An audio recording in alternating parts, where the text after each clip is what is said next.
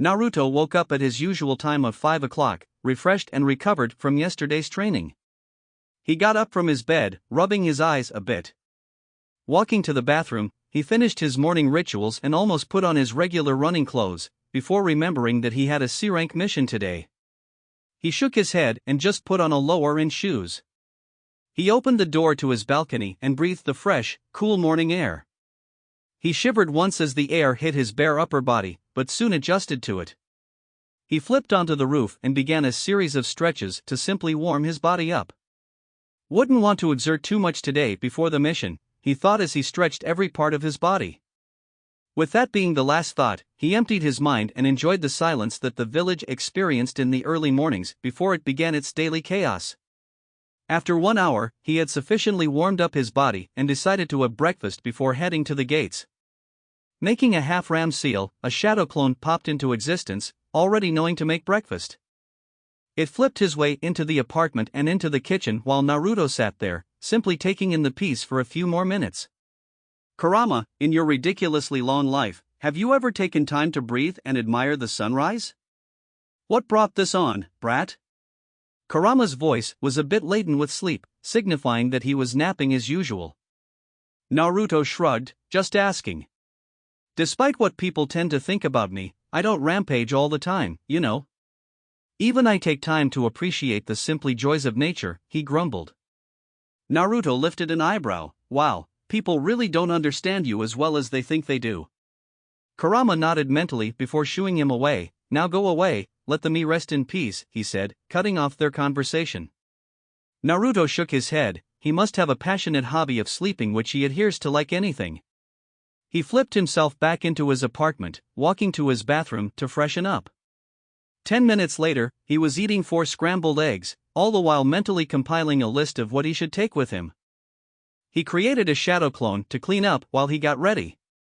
He dressed up as usual and sealed up whatever supplies he would need in a large sealing scroll which he brought from the Higurashi weapons shop. The folks over there didn't up the prices for him. He was considering selling his ideas for a modified explosive tag over there in exchange for a discount on his future purchases and a bit of secrecy. After all, he also needed those in the future. After double-checking everything, he picked up his scroll, slung it around him and walked out of his apartment. He activated the trap seals which he had designed himself. While he knew no one had any reason to come to his apartment, he couldn't help but create them, just to test himself. With that, he flashed the Hiraishin seal on top of the gates of Konoha. XXXXXXX Kakashi, Sakura and Sasuke each had different thoughts concerning this mission. Kakashi didn't lose his sleep over it, figuring this would be a normal C-rank mission. Truthfully, he didn't think his team was ready to take on a C-rank. While Naruto and Sasuke had established a sort of friendship, this would be the first time their coordination would be tested. Naruto was clearly skilled. His taijutsu was between Michunin to Haichunin level, but Kakashi suspected Naruto had some sort of seal, probably weight or resistance, on his body to increase his overall speed and strength. Naruto hit it well, but the occasional stumble in places where there was no reason to stumble gave him the idea of speed and strength increasing seals. Naruto already had an effective arsenal of jutsus at his disposal. Kakashi deduced that Naruto must have very high chakra control to perform the jutsus that he did.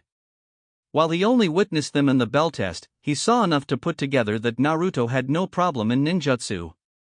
He also knew that he didn't have to worry about Naruto succumbing to chakra exhaustion, considering his status as Jinchuriki of the Kyuubi and an Uzumaki. Fuinjutsu was a branch of the ninja arts that not many chose to explore, considering how complex and vast it was. However, Naruto had already shown his proficiency with seals. It wasn't hard to believe that Naruto would use seals, knowing who his parents were. Sasuke was also skilled, but outclassed by Naruto. The boy had a loner personality, but had mellowed a bit in the last 2 months. Kakashi knew that the credit went to Naruto, who knew exactly how to push the Uchiha's buttons and had somehow created a bond of friendship between them. The boy's taijutsu was good, but he could only go so far without the Sharingan. Kakashi didn't worry about it, knowing that once Sasuke awakened it, he would close the gap between him and Naruto. While the Sharingan was an excellent tool to use for ninjutsu, it really depended on the size of the person's chakra reserves. And he didn't even need to speak about Sasuke's proficiency in using ninja tools. Sakura was perhaps the only problem in Team 7. Her actions leaned more towards an obsessed fangirl than a kunoichi focused on her career. She would always be asking Sasuke out for dates, leading Kakashi to consider if the girl only became kunoichi to get close to Sasuke. She wasn't physically strong, did not know any useful jutsu, proficiency with ninja tools was mediocre at best, and tried to make others feel bad to make herself feel better, as was the case with her and Naruto. Thankfully, Naruto seemed to be well versed in the art of ignoring Sakura. The only good thing about her was that she had excellent chakra control and intelligence, but that was of no use to her if she couldn't find a way to apply it on the battlefield. He had only taken this C rank to show his team that the ninja world wasn't as easy and forgiving as it seemed. They hadn't even experienced their first kills, though that could change if they came across bandits. Sasuke had his normal, neutral expression on his face as he walked to the gates for his mission. His thoughts, however, were anything but neutral. Sasuke couldn't understand Uzumaki Naruto, no matter how he tried.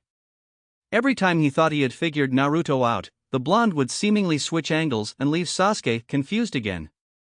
At first glance, he gave off the impression of a clown, but that quickly changed on the day of the graduation exam.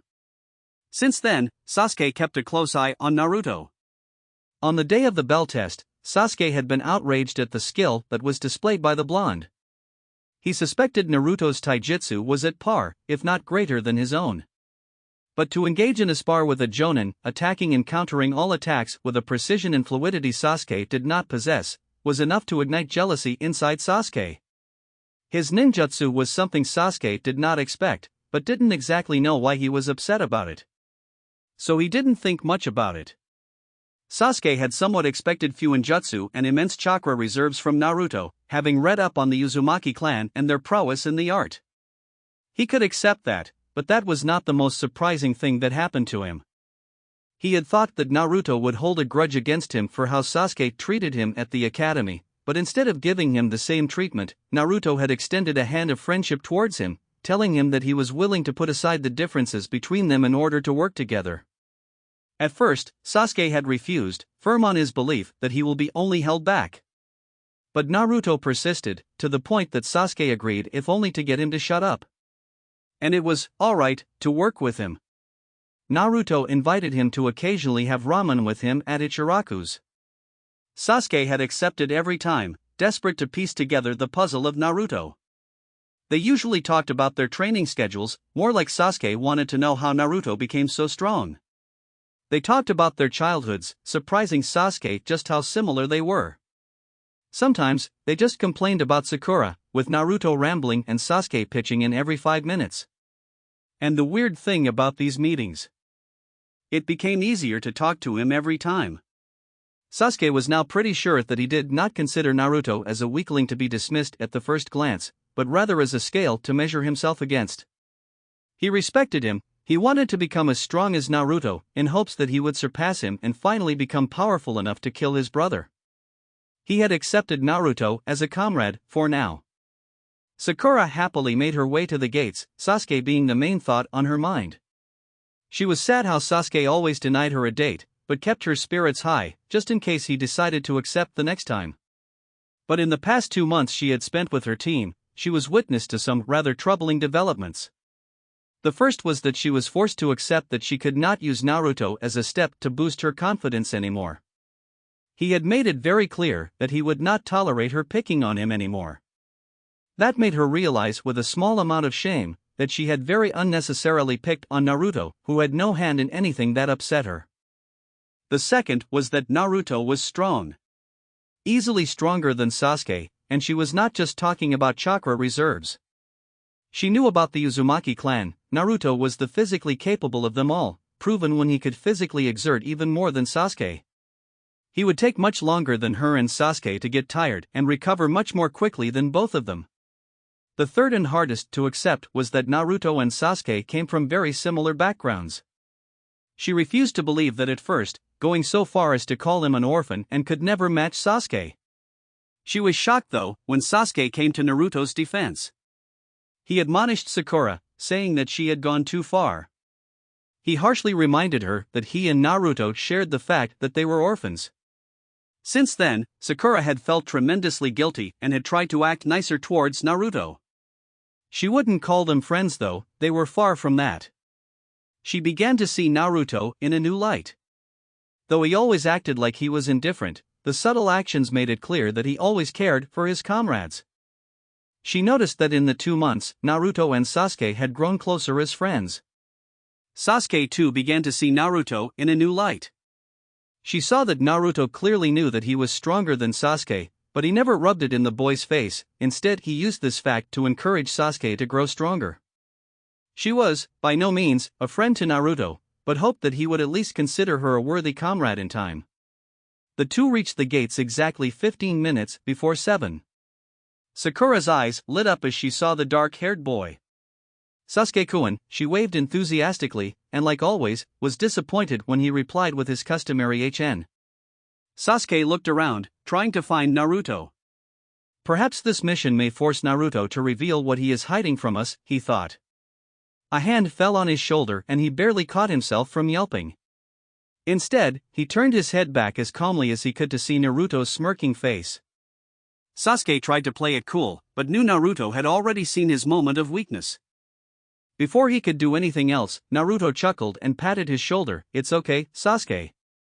Even ANBU would be hard-pressed to detect me in the middle of my pranks. Sasuke raised an eyebrow at that, silently waiting for Naruto to elaborate, but he didn't. Naruto simply leaned against the wall, waiting for their sensei. Sakura had a confused expression on her face. Naruto, why don't you have a backpack like me and Sasuke-kun? Naruto replied, well, for one, sealing scrolls are just more practical to use. It takes time to take out your backpack and rummage through everything to find what you need. All you need to do in a sealing scroll is unroll it, push chakra into the required seal and voila. So much quicker than backpacks, don't you think? Also, I modified this scroll to suit my needs. I trust my creation more than anything else. That's an interesting outlook, Naruto. The 3 genin turned around to see Kakashi and their client coming. Tazuna was still drinking, but he didn't seem as drunk as he was yesterday. Kakashi looked at Naruto. While your logic isn't wrong, it is a bit unconventional for shinobi to use sealing scrolls instead of backpacks. However, if it works for you, I have no problem with it, he finished, shrugging in the end. Turning towards his other 2 students, are you 2 ready? Seeing them nod, he turned to their client. Let's go, Tazuna-san. XXXXXXX. They had left the gates over 4 hours ago. 4 hours of torturous silence. While Naruto appreciated silence, 4 hours of traveling with someone and not talking at all felt really awkward. He would talk with Tazuna, but nothing came to mind about what to talk. Talking with Kurama wasn't an option. The fox was easily snoring away. Sakura seemed to sense the awkwardness as well, and she did not have the same problem as Naruto of finding a topic to talk about. Tazuna-san, you are from Wave Country, right? Tazuna turned his head towards her. Yeah, what about it? Do you have a ninja village in that country? Surprisingly, it was Kakashi who answered. Actually, Wave does not have a ninja village. Each of the elemental nations has their own hidden shinobi villages. But the smaller countries don't have the resources to fund, let alone maintain their own hidden village. Budget, people, missions, there are so many resources to account for that the smaller nations can't afford. So they prefer to hire ninjas from other countries. Naruto only paid half attention to the explanation, the other half of his attention focused on the puddle to the side of the road. It looked so out of place on the sunny day that a word automatically rang through his mind: trap. He glanced at Kakashi-sensei, who had also seen the puzzle and figured out it's a genjutsu. He nudged Sasuke, motioning him to glance at the puddle. Sasuke raised an eyebrow, for he didn't understand what Naruto was trying to imply, but it suddenly clicked after a moment. He nodded his thanks to Naruto, who nodded back. They subtly repositioned themselves in front of Tazuna. As soon as they passed the puddle, Naruto's sense of danger buzzed loudly and he called out, "Watch out!" He and Sasuke both jumped back in time, but Kakashi was apparently too slow to react. 2 ninjas jumped from the puddle and attacked Kakashi with a bladed chain, tearing him to shreds. At least that's what Sakura and Sasuke saw. Naruto's senses were fast enough to follow the Kawarimi, followed by a minor genjutsu. One down, the one on the right declared. They both then turned their attention towards the genin. Sakura, guard Tazuna! Naruto shouted. He then turned his attention towards the one who was closing in on him. Holding a half-ram seal, a shadow clone popped up beside him. Together, they both held kunai in their hands, reverse grip and coated with wind chakra. Due to his excellent chakra control and the chakra conducting metal of the kunai, the wind chakra got shaped like a second and a longer skin to the kunai. Not wasting any time, both of them engaged the ninja from different sides. The ninja scoffed and tried to use his chain, but both the Narutos easily dodged it. One of them attacked the chain while the original attacked the ninja. The ninja, whose eyes were wide after seeing the wind chakra on the kunai, was sufficiently distracted with trying to hold of the clone from cutting his chain off. Naruto took advantage of this and executed a diagonal slash along the torso of the ninja. The wind chakra easily tore through and made a deep cut. Not enough to be fatal, but deep enough to hurt. The ninja cried out in pain and instinctively held his left hand to the cut. The clone took full advantage of the opening and hit the back of the ninja's head with the blunt head of his kunai, rendering him unconscious. Naruto and his clone smirked down at the fallen ninja and bumped fists, the action causing the clone to disappear. He looked over to Sasuke, who was about to clash with his opponent, a kunai and shuriken in hand. But before he could do that, a hand appeared in the ninja's path, right in front of his throat. Needless to say, Kakashi's block easily knocked out the ninja cold. Smiling at his students, he said, "Good job on taking him out, Naruto. You too, Sasuke, keeping the enemy away from the client." "Sorry, Sakura, I didn't know you would freeze up like that." He tied up the two ninja against a tree. He missed the frustrated look on Sasuke's face, which turned into jealousy as he gazed at Naruto, who was watching Kakashi. He was easily able to knock out the ninja in less than half a minute. Why couldn't I do that?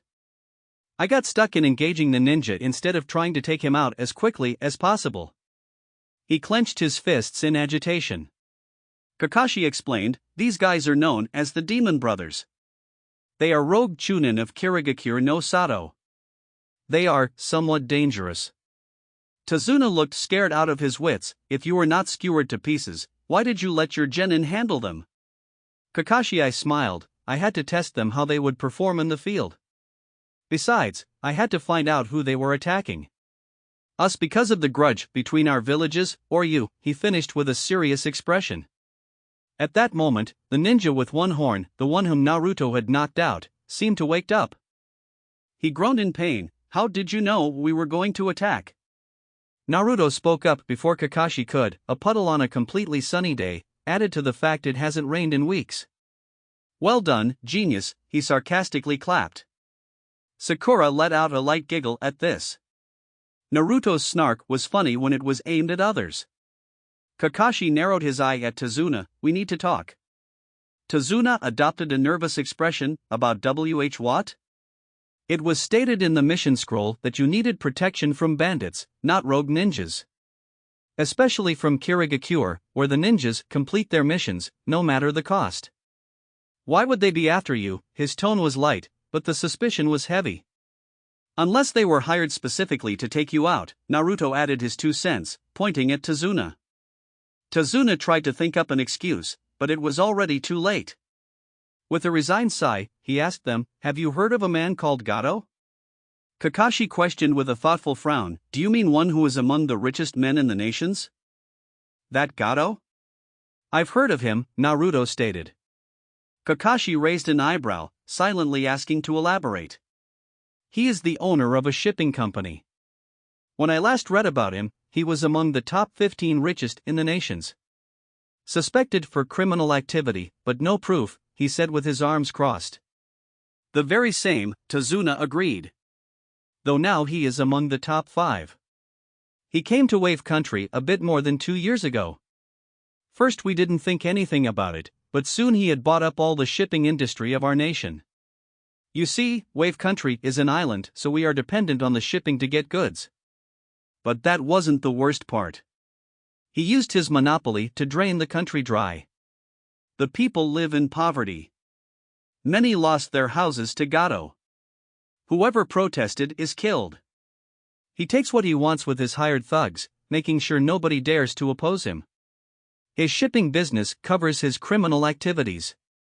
He deals with drugs, alcoholics, rare goods, even slaves. Everything and anything that brings him money. The only thing he fears is the bridge I'm building. If I finish my bridge, his monopoly will be rendered obsolete and our country will be back in business because we will be connected to the mainland. So why didn't you just tell the truth to Okage-sama?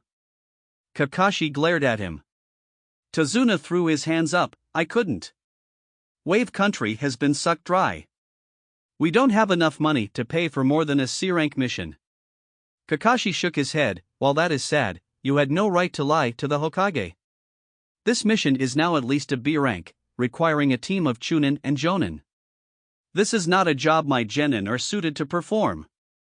Glancing at his students briefly, he said, but as they are ninjas of Konoha, they have a say in this as much as I do now. He then turned to his students. What do you think we should do? Naruto was the first to answer. Protocol dictates that during times like these, the assigned genin team is to immediately abandon the mission and report back to the village for reassignment. Sasuke glared at Naruto, but before he could speak Naruto continued, but I say we continue, Kakashi-sensei. This mission is not just about Tazuna wanting to save money. A whole country is about to lose the last shreds of its economy because of one man who wants too much. Surprisingly, Sasuke brought up a good point, and we can't afford to let people think that Konoha will let a country fall to such a man. I say we continue, Kakashi-sensei. Kakashi looked at the two genin and then at Sakura, who still looked a bit scared. What about you, Sakura? Sakura looked less scared than before, but still scared. I say we go forward, Kakashi-sensei. Kakashi gazed at her a moment longer. He sighed and then said, very well, let's go. They missed Tazuna's sigh of utter relief. XXXXXXX Naruto put seals on both the brothers' foreheads, putting them to sleep. Kakashi told him the Konoha shinobi would be arriving to take them, so he should leave instructions for them on how to release the seal. After that, the team and Tazuna continued without any further delay until they reached a coast where Tazuna had organized transport to Wave Country. The man greeted Tazuna and cast a wary eye on the Konoha shinobis, but kept his words to himself. He stirred them, appearing extremely nervous despite of the dense cover from the morning fog. As soon as the bridge came into view, Kakashi let out a low whistle. That is one impressive bridge, that is. Naruto shook his head in wonder. I've never seen anything as awesome as that bridge before. Sakura was gaping at the sheer size of the bridge and Sasuke was, like always, neutral-faced. Once they reached the shore, the fisherman wished Tazuna best of luck to get home safely while Tazuna thanked him for his help. Kakashi asked Tazuna, how long is your home away from here? A journey of about 1 hour and a half. Kakashi nodded and motioned for his team start walking. Though he didn't know the reason why he suddenly felt a sense of foreboding. Glancing towards his team, he wasn't entirely surprised to see that only Naruto seemed to share his wariness, eyes darting around, ready to react at the slightest notice. And react he did. Without any warning, a shuriken flew into a bush on the side, courtesy of Naruto. Sasuke and Sakura jumped at that, along with Tazuna. Kakashi just narrowed his eyes. What is it, Naruto? Naruto walked to the bush, a kunai ready in hand. Though he was confused when he only spotted a white rabbit, scared to the bone. Sakura scolded him, Baka. Look what you did to the poor rabbit. But Kakashi and Naruto were too busy concentrating on the fact that they spotted a white rabbit. A snow rabbit whose fur is white? In the spring? The absence of brown fur indicates it was raised in captivity, were the thoughts going through the Jonin's head. He suddenly realized its purpose. His shout ran out a second after Naruto's danger sense kicked in. Down! Everyone dropped to the ground, just in time to avoid a giant, spinning from cutting off their heads. Naruto saw that Sasuke was able to bring Tazuna just in time. Everyone stood up and turned towards the tree in which the sword was buried, a man standing on the handle. He had black hair and brown eyes, his slashed kiri headband tilted upwards to the left side of his head, signifying his status as a missing nin. He wore mist-stripped pants and hand warmers that extended to his biceps. Kakashi's voice took a tone of mock surprise. Well, if it isn't Momochi Zabuza, rogue nin and former member of the Seven Swordsmen of the Mist. The now identified Zabuza raised a non-existent eyebrow. So you have heard of me? The man's posture radiated confidence and power. I'm going to ask you to hand over the old man to me. You do that and you get to escape with your lives. Kakashi had a bead of sweat running down the side of his face. This is really bad. Zabuza is a high A rank missing nin, bordering S rank, which easily upgrades this B rank to a high A rank. Naruto had similar thoughts running through his head. Damn, our luck must be really bad if we have to face off against a swordsman of the mist. I don't stand a chance against him. But we have no choice other than to fight. Damn it! Naruto took out 2 kunai from his hip pouches, held in reverse grip and ready to engage, but Kakashi held a hand in front of him. Everyone stay back. He is not someone you can take on. It'll be tough, even for me. Unless I use this, he said, lifting up his hitayate and exposing a blood-red eye with 3 tomos in a circular pattern. Zabuza gave a dark, amused chuckle. The Sharingan, this early, Kakashi? I'm honored. I've read about you, back when I was in ANBU.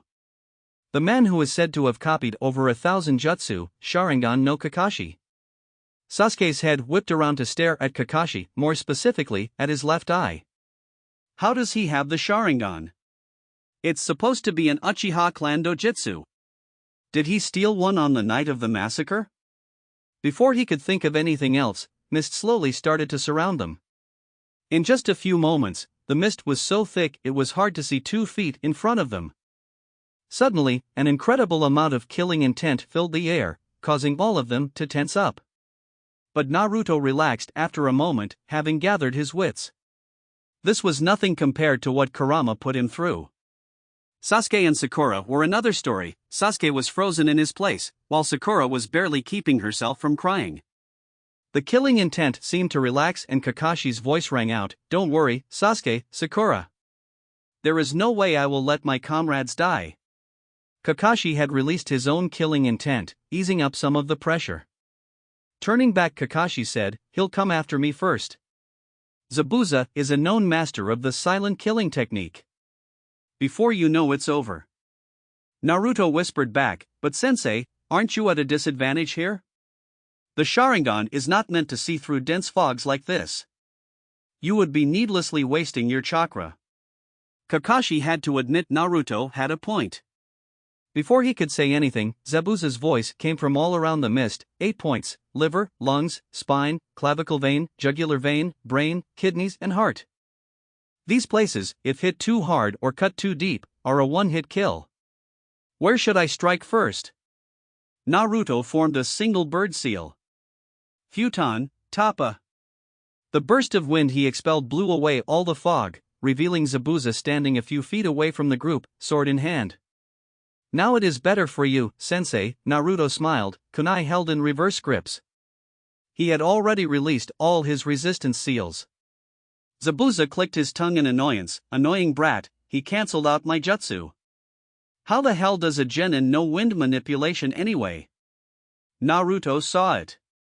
Zabuza was staring at him with annoyance, but before he could react, Kakashi appeared behind his back, slashing at him. Zabuza collapsed in a puddle of water. Mizu Bunshin, huh? Naruto and Kakashi thought simultaneously. Zabuza appeared behind Kakashi, slashing him off. A flicker of surprise was visible when Kakashi too collapsed into water. Kakashi came up behind him. "Nice try," he mocked. Zabuza chuckled, "So you copied my jutsu, hiding in the trees and waiting to strike. Clever." He swung his blade towards Kakashi, who ducked under it and slashed his own kunai as a counter. However, the force behind Zabuza's blade was much more than Kakashi anticipated, and almost went down to his knees. Zabuza did not hesitate in giving a chakra-enforced kick to Kakashi, who was unable to dodge in time. Gritting his teeth, he crossed his arms and blocked it. He was rewarded with promptly being sent flying over into the water. Surfacing, he instantly knew something was wrong. The water was too heavy. Too slow. Zabuza said as he appeared behind Kakashi, leaving hand seals. Suetun, Suiro no Jutsu. In a matter of seconds, Kakashi was trapped in a dome of water maintained by Zabuza. Though both of them didn't notice Naruto's smile, having successfully copied the jutsu. None of you know what it means to be a ninja. When I was your age, brats, I already had blood on my hands. Sakura asked, what do you mean? Kakashi said, he is talking about the reason he became known as the Demon of the Mist. 15 years ago, a child killed over 100 students. A child who wasn't even a ninja. Naruto lamely uttered, oh. However, he was quick to recover. Well, here goes. Kakashi tried to stop him. Don't, Naruto. We have lost. Take the client and run. Hell no, sensei. We are not going without our team leader. You still owe us some real training. Naruto was about to use the water chain jutsu to disrupt Zabuza's control on the prison, but was forced to dodge the water clone that tried to take his head off. His heart was pumping, his adrenaline levels rising, his mind entering battle focus. He complimented Zabuza, using a jutsu while maintaining another one? That's some really impressive chakra control. He easily weaved between the slashes. Zabuza, the clone, chuckled, thanks kid. You aren't too bad yourself, dodging my strikes like that. Naruto flipped back, putting some distance between him and the clone. Well, having a giant butcher knife like that doesn't exactly do you a favor in the Department of Speed, pal, he offhandedly commented. Forming the hair sign, he thought, Suetun, Miserapa. A wave of water rushed at the clone from his mouth, who jumped up to dodge. Smirking, Naruto formed the half-ram to weave the water towards the clone, who couldn't dodge mid-air. He was expelled into water. Not wasting any time, Naruto maintained the half-ram and formed over 20 shadow clones, who moved to engage the real Zabuza, who scoffed and easily dealt with them with his blade one by one. While this was happening, Naruto took the opportunity to shake Sasuke out of his stupor. Gripping his shoulders tightly, he harshly whispered, "Get your head back in the game, Sasuke. I need your help to free Kakashi-sensei." It seemed to do the trick as Sasuke snapped back into awareness. In a moment of acknowledging Naruto as leader, he asked, "What should we do?" Naruto unrolled his scroll and slapped his hand onto a seal. A puff of smoke revealed a Fuma Shuriken, folded. Naruto rolled the scroll back and slung it. All of this happened in just 10 seconds. He handed the folded shuriken to Sasuke, who glared at him. A simple Fuma Shuriken won't work, dobe. Naruto thrust it into his hands anyway, an impatient look on his face that said, "Just follow my lead." As soon as Sasuke held it, a look of realization came onto his face and he looked at Naruto with wide eyes, who smirked and winked at him. A predatory smirk of his own appeared as he prepared to follow Naruto's plan. Zabuza had just finished off the clones when he spotted the Uchiha holding a Fuma Shuriken and running at him. The brat leaped impressively high and threw it at him. Zabuza was not impressed. He simply plucked the shuriken from air as if catching a frisbee. "Is that all you can think of, brats?" Suddenly, another shuriken appeared, hidden in the shadow of the first. Zabuza scoffed angrily, "You are underestimating me, brats. Still not good enough." He simply jumped over the shuriken, his other hand still maintaining the water prison. "Got him," Sasuke murmured with a smirk as Naruto beside him disappeared into smoke. Zabuza's eyes widened as he heard a poof behind him, seeing the second shuriken turning into Naruto, who had a kunai in hand. Naruto figured with a tiny smirk that just throwing a kunai won't do the job, so he would let loose the flying thunder god just this once. The kunai he was holding had his jutsu shiki on the handle. Just to maintain the appearance of a kawarimi, he had another kunai ready. He threw the kunai with his formula towards Zabuza, who cursed mentally. "I can't dodge that unless..." He released his hold from the water prison, jumping to the side.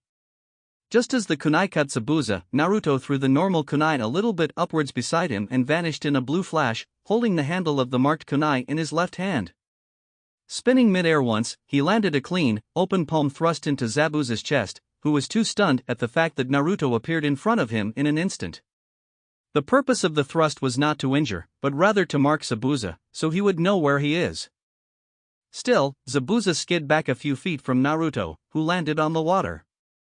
Zabuza glanced to where Naruto had thrown the kunai from. He saw the kunai buried in a rock over there. Was that Kawarimi? No, if it was, the brat wouldn't snatch the kunai mid-air, but would appear with the kunai.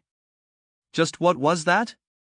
His thoughts were spinning furiously as he gazed at Naruto, who was now holding two kunai in reverse grip, dark blue wind chakra sharpening them into mini-swords. He can use Futon and Suiton ninjutsu, has enough chakra to use the shadow clone jutsu without worry, his chakra control is good enough for him to water walk, and he can use wind chakra to sharpen his kunai? Is he a genin for real? He dashed towards Naruto, who prepared to flash step away and if necessary, defend himself. That's enough from you, brat. Just as he was about to stab Naruto, he was blocked by none other than Kakashi. He had halted the sword using a reverse-gripped kunai, rage swimming in his eyes. You've got some nerve. The whisper was deadly enough that even Naruto shivered a bit. He was not only angry at himself for making a rookie mistake and getting himself caught, but the man had the gall to attack his genin. Your trick won't work twice, Zabuza, he promised the man, slowly. Without turning his gaze away, he spoke to Naruto. Brilliant plan, Naruto. Distracting Zabuza by getting Sasuke to help you. Excellent job. Zabuza sked, I lost concentration for a moment and cancelled the technique dash. Don't give yourself too much credit. You were forced to cancel it, Kakashi's sharp voice cut it. Naruto nodded and seeing his work was done, he put the kunai away and stepped back to Sasuke, who jumped a bit at his suddenness. He observed Kakashi, who had jumped away from Zabuza and was using the power of the Sharingan to its full effect. Immediately, he put his index and middle finger into the water, eyes on Kakashi's hands and senses on his chakra. He carefully sensed how chakra was being molded inside Kakashi. After a chain of 44 hand seals, two identical water dragons appeared, taking each other out. Zabuza moved in to engage Kakashi with his blade, while Kakashi parried back. They continued this for 2 minutes, after which Zabuza jumped back, starting a new series of hand signs. Kakashi wasted no time in copying them, and Naruto wasted no time in using his own style to copy Kakashi. Sasuke was in a daze, seeing the power of the Sharingan so close. Did he really copy all the hand seals? My moves. He is, Zabuza thought, before they were interrupted. Reading them. Kakashi said, finishing Zabuza's thought. Did he read my mind? He is.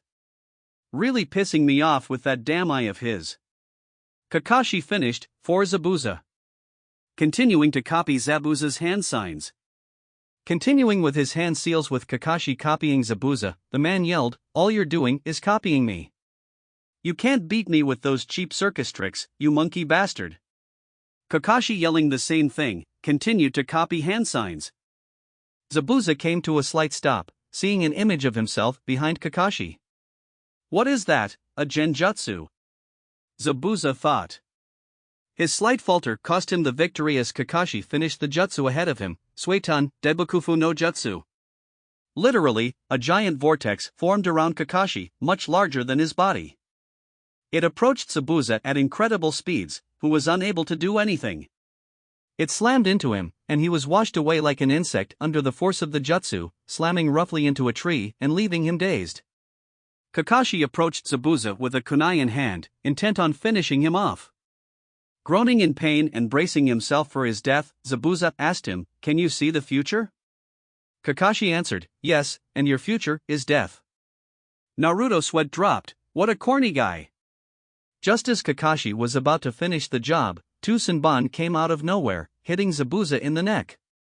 The man fell to the ground with a thud. All of them looked around to spot where the Senbon came from, but Naruto pointed towards a tree, from which came a soft chuckle. A masked person was standing on a branch, looks like you were right. The person had long black hair along with a slender frame. The outfit was Kirigakure pinstriped, which stopped at his knees. There was a brown sash around the waist with a tail, wrapped around twice. But the most identifying thing about the person was the mask they wore. It was white with thin, curved eye holes and a red wavy design in place of the mouth, as well as the Kirigakure symbol etched in the top. The person was a hunter nin. Naruto couldn't quite place the voice as female or male. It was unsettling. He would assume it as a male, though.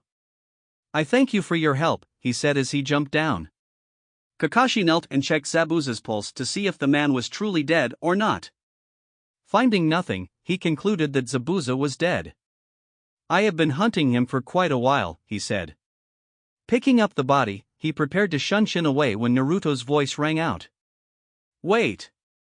The hunter nin turned to face Naruto's narrowed eyes. "As a hunter nin, isn't it your job to dispose the bodies on the spot?" The hunter nin saw the suspicion in the blonde's eyes and explained, "This body holds many secrets. The village would like to know them before doing that." With that, he was gone. Kakashi pulled his headband down. "Well, that is over with," and promptly fell face first into the ground. Sakura rushed to him. "Kakashi-sensei." She turned him over to see that his eye was closed. "It's probably chakra exhaustion, Sakura." She turned towards Naruto. He explained, "The Sharingan is an Uchiha Kekkai Genkai. It is not meant for him and as such, consumes his chakra faster. He just needs time to recover." Tazuna spoke up, "Well, in that case, let's hurry to my house where he can recover safely." Naruto nodded and created 3 shadow clones. One of them hinged into a stretcher while the other 2 put the exhausted Jonin on it and started walking. Sasuke walked beside Naruto. "Hey Naruto," the said boy looked at him, "how did you know about the demon brothers before they attacked us? And what was that earlier, putting your fingers in the water?" Naruto turned to him, confused. "Haven't I told you before that I am a censor?" Sasuke's eyes immediately narrowed at him. "What?" Naruto sighed, "This will take a while." XXXXXXX. Meanwhile, back in the village, the Sandaime was sitting in the meeting room with the Shinobi Council on one side and the Civilian Council on the other. The 3 elders, Hamura, Koharu and Danzo, stood on his right side. A civilian spoke up, "Why have you called this meeting, Hokage-sama?" Hiruzen did not reply to this, eyes closed, an expression of deep thought. At last he spoke. "Do you all, especially the Civilian Council," he glared at the mentioned council, "know why the Civilian Council was established by my sensei, Naruto-sama?" There was no answer from both the sides, but the elders in Shikaku seemed to grasp the true purpose of the meeting from the question. Koharu moved forward. "Hokage-sama, you can't dash." She was silenced with a wave of killing intent. It made one thing very clear in everyone's heads: he is in a bad mood today. To assist the Shinobi Council in times of war. Last I checked, Konoha hasn't been at war for the last 15 years. Therefore, your entire existence is debunk. Outraged cries came from the civilian section, but killer intent from the Shinobi side for interrupting the Hokage silenced them. The Hokage glared at them. "If anyone interrupts me one more time, I will have that person executed. Understood?" He enforced that threat with killing intent. After seeing their urgent nods, he continued. "The only reason, and I have checked the records thoroughly," he said, motioning to the big pile of paperwork beside him, "that the only reason they exist is because of political mongering and bribing some members of the Shinobi Council." His eyes swept the entire room, intensifying the tension. "My hands were tied after the Kyuubi's attack and the Uchiha massacre. The Civilian Council took advantage of this and began to take charge of more important tasks by bribing the Shinobi side," he said while glaring at the 2 elders, who didn't even look into his eyes. Until they finally managed to get their hands on the Shinobi Academy, the most important stage of the Shinobi's career. Changing the syllabus and actually lowering the standard of Shinobi, the council gradually became more corrupt. "Tell me if I'm wrong," he finished, practically glaring at everyone and daring them to disagree. Danzo grit his teeth. The Civilian Council was easily manipulated and as such, was a form of power that he could control, not the Hokage. But it seems Sarutobi had finally had enough of their bullshit and was going to dissolve the council. The worst about all of this, he could not lift a finger to do anything without resorting to Shursue's eye, and he would rather die than attempt something that foolish. No one spoke in the council room, which was enough of an answer that the Hokage had hit the bullseye. "I will hold a vote now. To dissolve the Civilian Council," he declared. A fat man stood up, face red and red, to shout at the Hokage. He didn't even finish the first word that came out of his mouth before his head rolled on the ground, courtesy of the ANBU. They cleaned up and vanished back into the shadows. Suddenly seeming to remember something, he turned to the elders. Before I commence the vote, the elders will not be voting, seeing that their position only allows them to advise and as such, have no say in any final decision made by the Hokage. Koharu and Hamura had a defeated posture. Heads down, shoulders sagged, an aura of dismay. Danzo simply stared ahead, not showing any emotions. Sarutobi had caught them totally unawares with this maneuver. All against dissolving the civilian council on basis of the charges that I have read. The entire civilian side raised their hands, but they knew that they were defeated. All in favor of dissolving the civilian council on basis of the charges I have read. The entire shinobi side raised their hands. Their numbers were equal to that of the civilians, but the air of smugness was unmistakable in the room. A tie-breaking vote was required of the Hokage, who said, "I am in favor of this notion." Straightening up, he declared, "The civilian council is dissolved as of today. I will appoint a shinobi committee to review all the corrupted laws they have passed related in favor of themselves. A separate division will be responsible for reviewing shinobi areas. The civilian council can leave now." All of them slowly got up, an air of defeat around them all. They filed out of the chamber one by one. "The elders, please leave, I have some important things to discuss with the shinobi clan heads." The elders couldn't protest against this as well. Clan business was serious, and no one, even the Hokage, was to interfere unless it concerned the integrity of the village. As soon as they left the room, Hiruzen snapped his fingers. An ANBU appeared with a scroll held in his hand. He put it on the Hokage's desk and went back to his post. A signal from the Hokage caused all the ANBU to leave the room. Hiruzen opened it, revealing it to be a storage scroll. He slapped his hand on the scroll, and in a puff of smoke, a bottle of sake and the same number of cups as the Shinobi Council appeared. Hiruzen smirked, "Who wants drinks?"